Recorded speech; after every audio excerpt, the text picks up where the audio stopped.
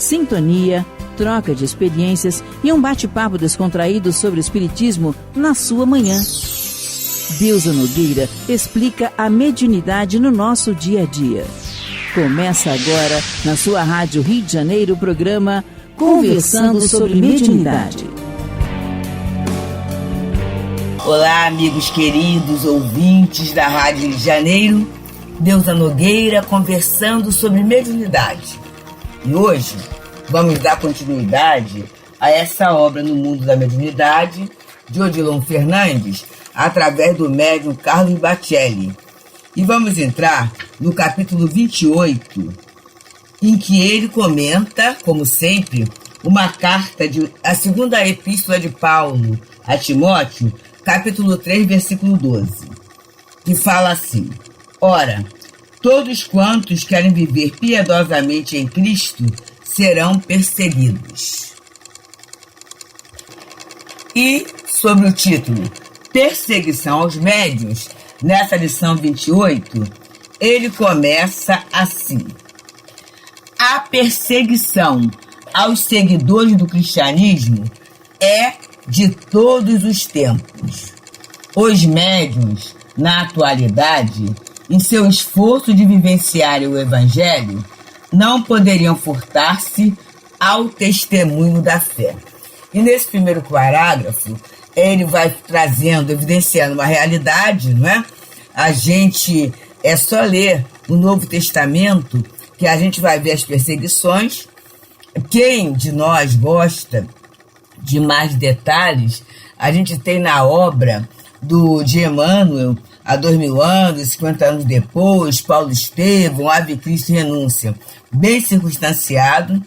Temos também na obra de Zilda Gama, né, do Calvário Infinito, Dor Suprema, essas questões. Temos na obra da Dona Ivone do Amaral Pereira também, inclusive Memória de um Suicida, que é uma obra que está sendo estudada aqui pela nossa Rádio Rio de Janeiro, trazendo essa evidência dessa fidelidade a Jesus, cheirando essas perseguições, não é? Na verdade, às vezes algumas pessoas falam que essas obras são apologia ao sofrimento. Não é. É um retrato de um momento social, de um momento emocional, de um momento espiritual, de um momento evolutivo, em que, na verdade, as pessoas que entenderam, vamos falar assim, a moral da história, elas estão na contramão da sociedade materialista, em termos de valores. E esses valores, né, geram atitudes diferenciadas.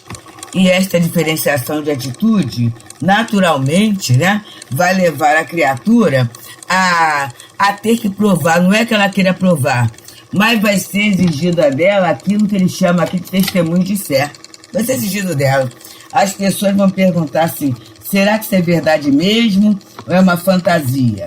E aí, haja cilada. Se o próprio Jesus passou, não é, por situações para dar prova da sua identidade, dar prova da sua teologia, porque os seguidores que somos nós não passaremos também. E continua Odilon Fernandes a nos falar: os adversários da mediunidade repontam de todos os lados, do mundo visível e do mundo invisível. Como é atual essa fala, não é? Através desse veículo que a gente não pode fugir, nem deve fugir, né? Que é pela internet. Quanta gente falando de mediunidade e quanta gente desmerecendo obra de médiuns, como, por exemplo, Francisco Cândido Xavier, não é? Então, é uma perseguição mesmo, né? E eu acho interessante, Chico Xavier, ele não está mais encarnado. Então, não há nenhum momento dele falar, embora, pelo que a gente já conhece um pouquinho do caráter dele, ele não vai se lançar em movimentos defensivos. Ele não vai se defender, nem vai se autopromover, porque o objetivo dele não era uma autopromoção, era a divulgação da doutrina, né? Mas a gente vê isso. E essas situações, coisas faladas, né, publicadas, até estudadas entre entre aspas, né? Na verdade, a gente percebe um mundo visível nessa fala, mas também há um processo de derrubada do mundo invisível também, querendo desacreditar a própria doutrina espírita. E se a gente olhar bem, quer desacreditar Jesus. A perseguição é ao próprio Cristo, né? E continua Odilon Fernandes a nos falar. Existem legiões de opositores desencarnados da doutrina que se organizam na perseguição aos médiuns.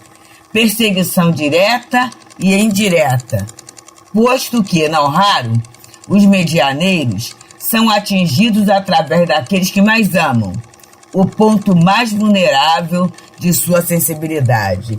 E é isso, né?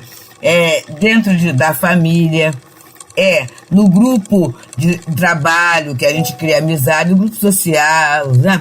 A gente acaba sendo, né, atingido, porque só vai ser atingido se a gente se a gente tiver uma ligação. O estranho, aquele outro que a gente não conhece, que fala isso ou aquilo, não chega até nós, porque não há uma ligação afetiva, não há uma ligação fluídica legítima, mas aqueles a quem nós nos ligamos verdadeiramente serão os hábeis instrumentos que a espiritualidade vai usar para chegar até nós, através da emoção, através do coração. E continua Odilon Fernandes. Assim, é comum que em seus familiares mais próximos os médiuns experimentem a sanha das trevas, que de todas as formas intentam desmoralizá-lo ou desalentá-lo, muitas vezes comentando comportamentos, atitudes, preferências, detalhes da vida do médium que na verdade nem interessariam ao público, já que o que interessa do médium ao público é a publicação daquilo que ele é o intermediário, né? É a divulgação daquilo que ele intermediou. A sua vida pessoal não teria grande interesse, mas tem. As pessoas têm. Quem não se contenta com a obra, quem duvida da obra, quem inveja a obra, vai procurar algum aspecto para desmoralizar. Como muitas vezes não encontram na própria obra, vão pegar a vida pessoal do médium para tentar deslustrar, né, o conteúdo. E continua Odilon Fernandes nessa página.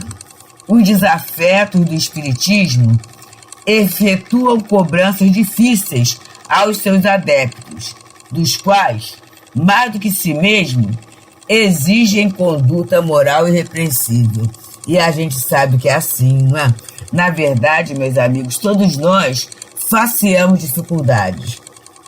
Quando pegamos o Evangelho, lemos as lições ali contidas, lemos as lições do homem de bem, né? É uma lição muito interessante para todos nós. A gente pensa assim: Senhor, como eu estou distante. E às vezes até páginas esparsas que falam de egoísmo, de orgulho, de vaidade, de impaciência, de intolerância. A gente se vê retratado naquele texto: Senhor, como é que eu estou distante? E em muitos de nós pode ocorrer essa questão da desmoralização, autodesmoralização e o autodesalento, né? Será que vale a pena continuar? Será que eu tenho condições de continuar nessa tarefa? Será que é para ser assim? E muitas vezes essa observação não é só nossa. Essa observação começa a surgir no nosso grupo familiar, começa a surgir no nosso grupo de afetos, né? E a partir do momento, e aí vem o nosso orgulho, né? Em que a gente é, vamos dizer assim, desmascarado, ou que a ilusão acerca da nossa conduta chega para o outro e fala assim: sabe uma coisa?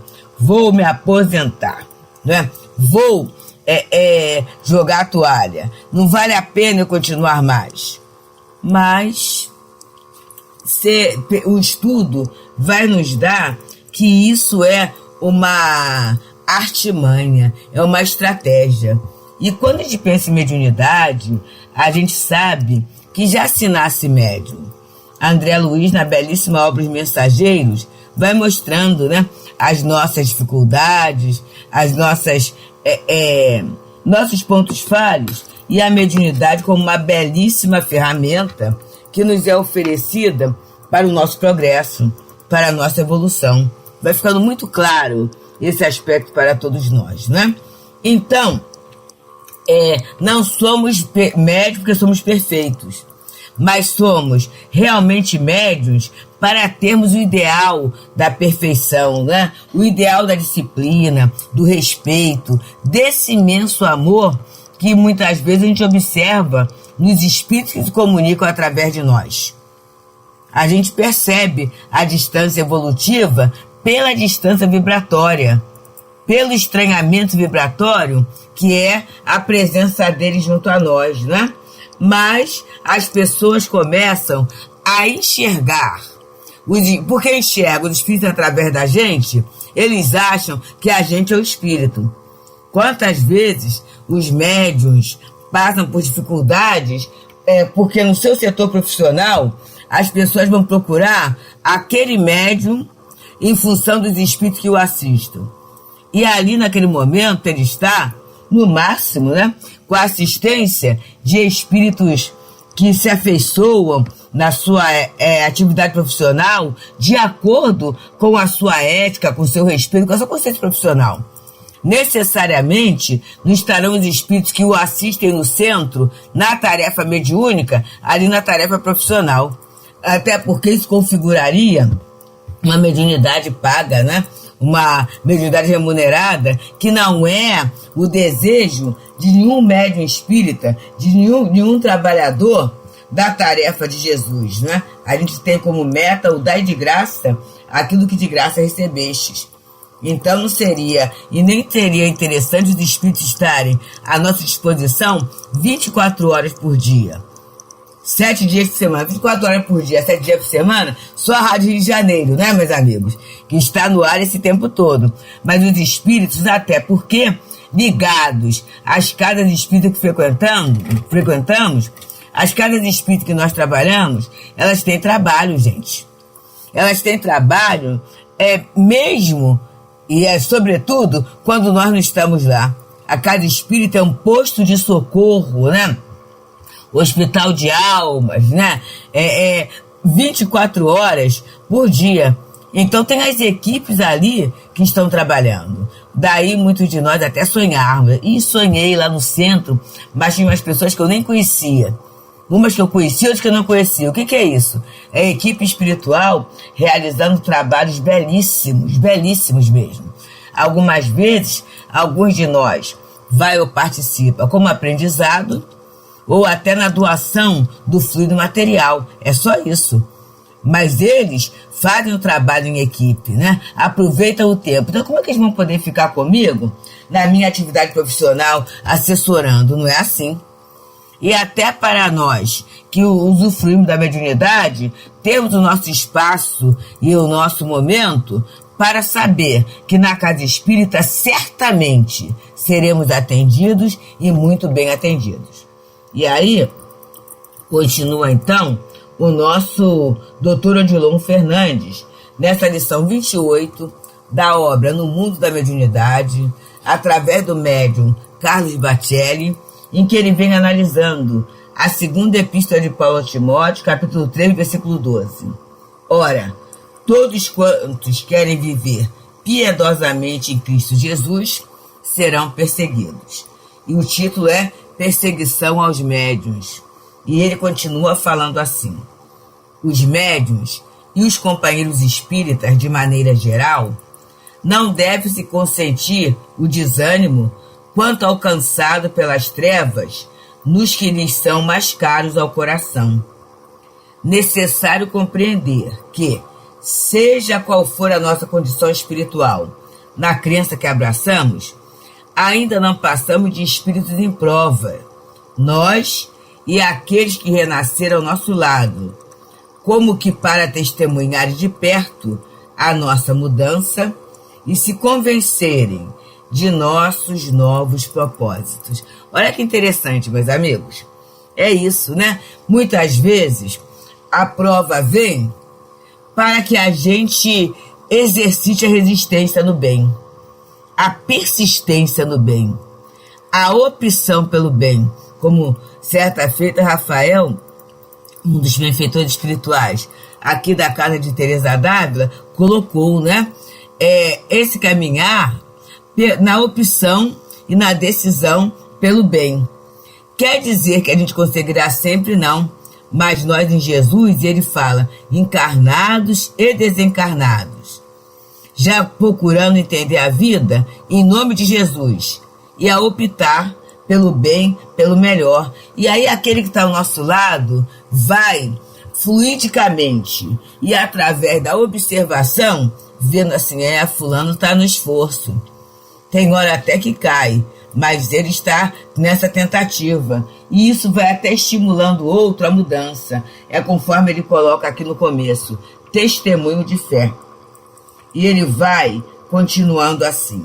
No entanto, no capítulo das perseguições aos médiuns, não poderiam deixar de mencionar o ataque cerrado dos seus opositores, mormente daqueles que os observam e conhecem fora do corpo, procurando atingi-los nos pontos frágeis da personalidade, criando situações e favorecendo circunstâncias que lhes favoreçam a queda. E são muitos, amigos, os convites, às vezes até numa nova ou numa linda embalagem para nossa queda, né? Aquela embalagem linda de uma excelente oportunidade para ganhar dinheiro. Dinheiro, então, é um ponto sério. Para ganhar notoriedade, né? Para ter um descanso, uma vida bem tranquila, do seu ponto de vista material. Então, são circunstâncias que, às vezes, o médico fala assim, tá certo. Quer ver uma frase? Você já fez muito, deixa para os outros fazerem. Você já pode descansar. São frases que, às vezes, no momento de cansaço, né? No momento de estresse, elas chegam como um belo convite, uma bela oportunidade. Mas que, na verdade, se eu abraçar, eu vou me afastar primeiro da tarefa. A partir do momento que eu me afasto da tarefa, para me afastar da casa, é muito fácil. E daqui a pouco eu me afasto da causa. E a gente não está falando teoricamente. Encontramos amigos que, infelizmente, né, caíram nesta armadilha. E continua Odilon Fernandes a nos falar.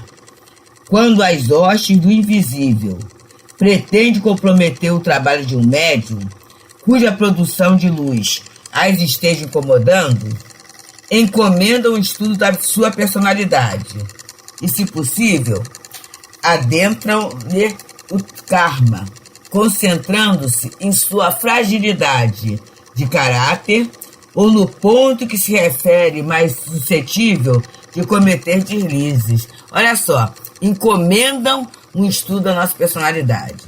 E aí aparecem os pontos fortes, mas aparecem os pontos frágeis. Os pontos fortes realmente incomodam.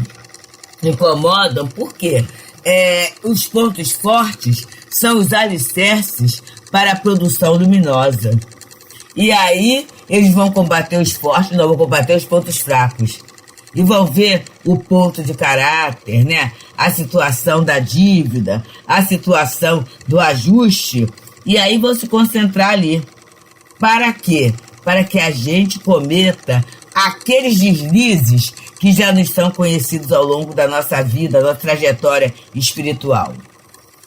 E Odilon Fernandes continua nos dizendo assim: Paulo, o inesquecível apóstolo dos gentios, falou de cátedra quando se referiu às perseguições aos que quisessem viver piedosamente em Cristo Jesus.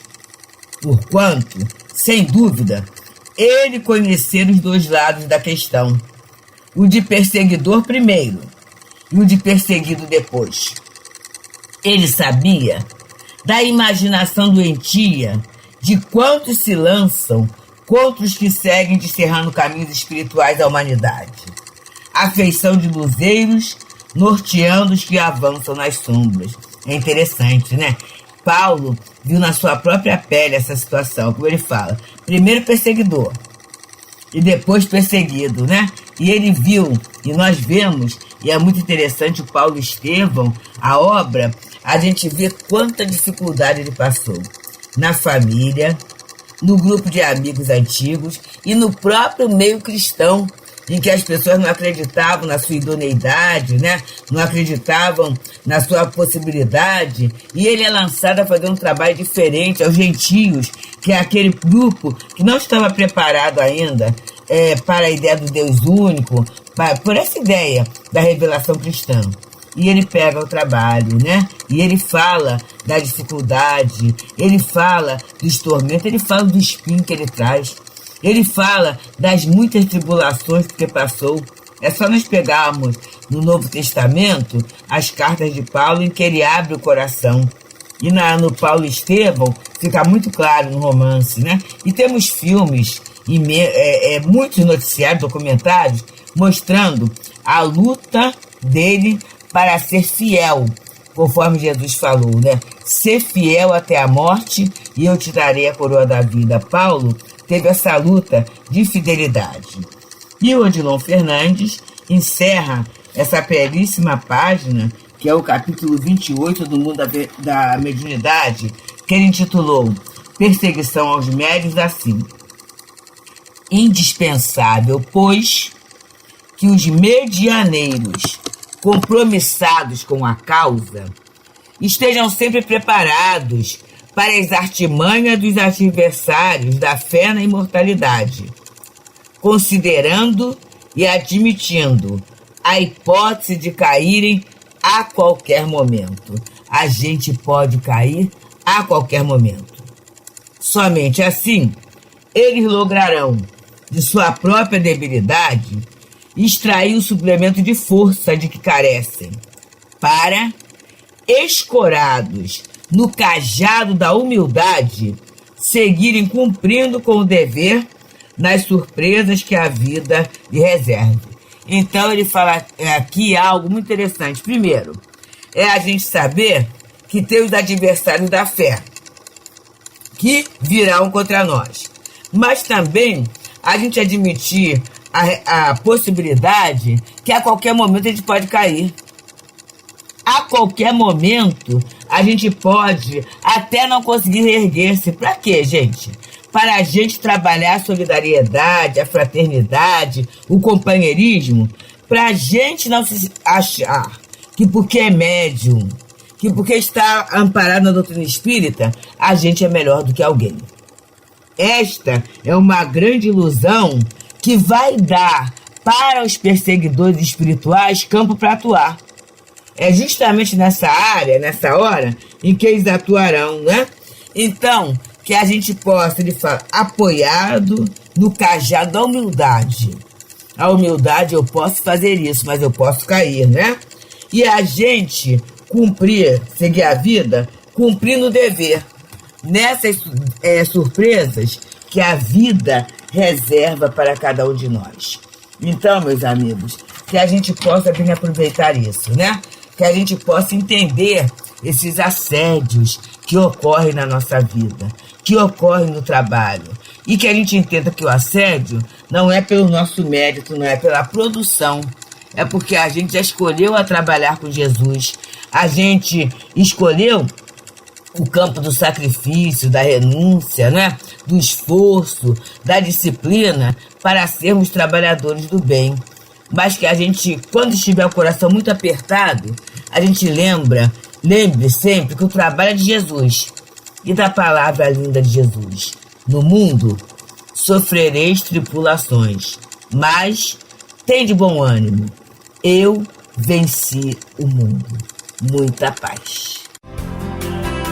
Deusa Nogueira explica a mediunidade no nosso dia a dia. Programa Conversando sobre Mediunidade.